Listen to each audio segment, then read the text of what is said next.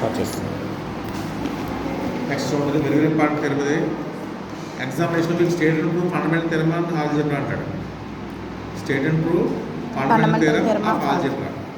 Statement చూడండి. P of z is non constant polynomial. Non constant polynomial అంటే meaning ఏంటి? Constant కాదు. Constant polynomial అంటే ఎఫ్ ఆఫ్ ఎక్స్ 2 అయింది కదా కాన్స్టెంట్ పాలినామియల్ అంటే.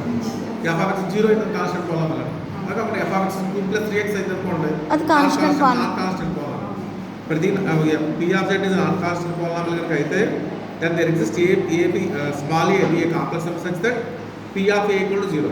అంటే ఈ థియరం మీనింగ్ ఏంటంటే ప్రతి నాన్ కాన్స్టెంట్ పాలినామియల్కి ఒక రూట్ ఉంటుందని, సొల్యూషన్ ఉంటుందని. Every non constant polynomial have a solution అని. ఎలా ప్రూవ్ చేస్తాం? కాంట్రాక్ట్ ప్రూవ్ చేస్తాం. నాన్ కాన్స్టెంట్ పాలినామియల్ తీసుకుని దాని సొల్యూషన్ లేదని చెప్తాం. పైన కాంట్రాక్షన్ తీసుకురావాలి. బట్ ఫస్ట్ ఏం చేస్తాం? ప్రూఫ్ చూడండి. By a process p of z is a non constant polynomial. Polynomial ఎలా రాస్తున్నారు? z power n plus A Z power n - 1 a - 2 z power n - 2 plus and so on a1 z plus a0 right. మనం ఏం claim చేయాలి? There exist a belongs to c such that p of a equal 0 అని చెప్పాలి. మనం ఇప్పుడు ఏం చేద్దాం? By contrast చెప్ that p of z not equal 0 for all z belongs to c. A value అనేది 0 అవుతుంది తీసుకున్నాం. ఏదో వాల్యూ అనేది 0 అవుతుంది చెప్పాలి. ఏ వాల్యూ అనేది 0 లాగా తీసుకున్నాం. ఏ వాల్యూ అనేది 0 కాకపోతే దాన్ని ఏమంటారు? నాన్ జీరో పాలినామియల్ అంటారు. ప్రతి నాన్ జీరో పాలినామియల్కి ఇన్వర్స్ కూడా ఉంటుంది. 1/p ఆఫ్ z ఎగ్జిస్ట్ అవుతుంది. ఆ 1/p of z f of z అని తీసుకోండి.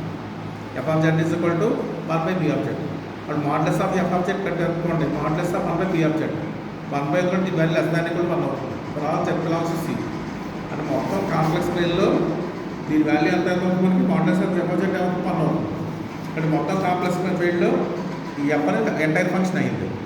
లేదంటే మనకి ఎంటైర్ ఫంక్షన్ డెఫినేషన్ చెప్పాలి. Modulus of f of x less than equal m అయితే దాన్ని ఎంటైర్ ఫంక్షన్ అంటాం. But f is entire function on c అని రాసుకోవాలి. ఇక్కడ c అని ఉంటుంది. c రాయలేదు, ఆన్ c పెట్టండి. ఇప్పుడు next p of z limit కట్టండి.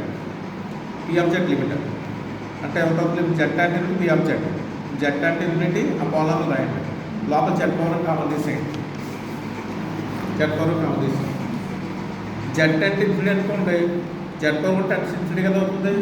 అంటే మొత్తం p ఆఫ్ ఫైనల్గా ఏమైంది మనకి లిమిట్ z అంటే p ఆఫ్ z వాల్యూ ఎంత మనకి టెన్స్ టు ఇన్ఫినిటీ అయింది. కానీ f ఆఫ్ z అంటే ఏంటి? Respect of p of z కదా, 1/p కాబట్టి 1/∞ 0 అంటే f ఆఫ్ z అనేది టెన్స్ టు 0 అయింది. ఇప్పుడు ఎలా గుర్తుపెట్టుకోవాలంటే ఒక బాల్ తీసుకోండి కాంప్లెక్స్ స్కేల్లో.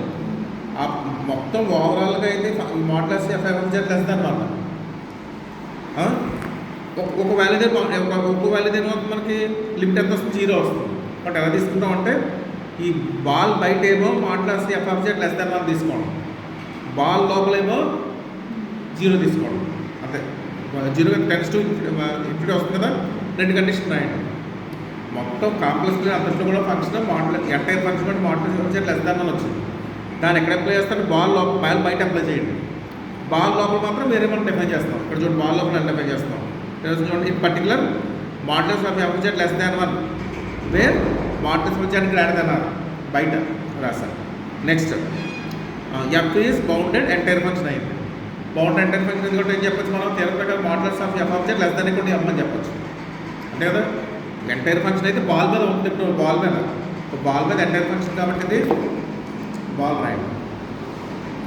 p ఆఫ్ a, r ఈ బాల్ మీద ఎంటైర్ ఫంక్షన్ కాబట్టి less than equal to m రాస్తాం.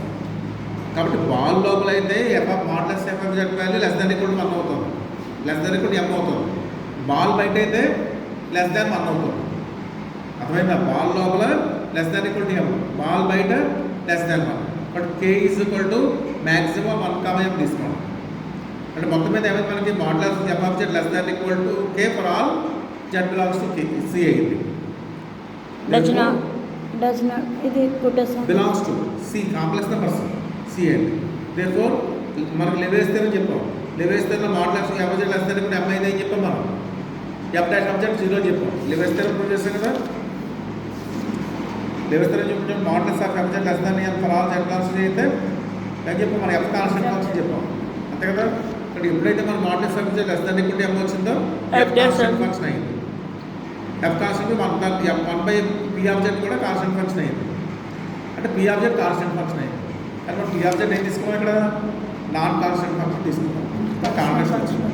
ఎందుకు కాంటెక్స్ట్ వచ్చింది మనకి ఏ వాల్యూ దగ్గర పీ ఆఫ్ జెడ్ జీరో అవుతుందని తీసుకున్నాం, అది కాంటెక్స్ట్. బట్ ఏదో వాల్యూ దగ్గర పీ ఆఫ్ జెడ్ వాల్యూ అవ్వాలి, జీరో అవ్వాలి, అంటే పీ ఆఫ్ జెడ్ సొల్యూషన్ ఉంటుంది అంతే. అర్థమైందా?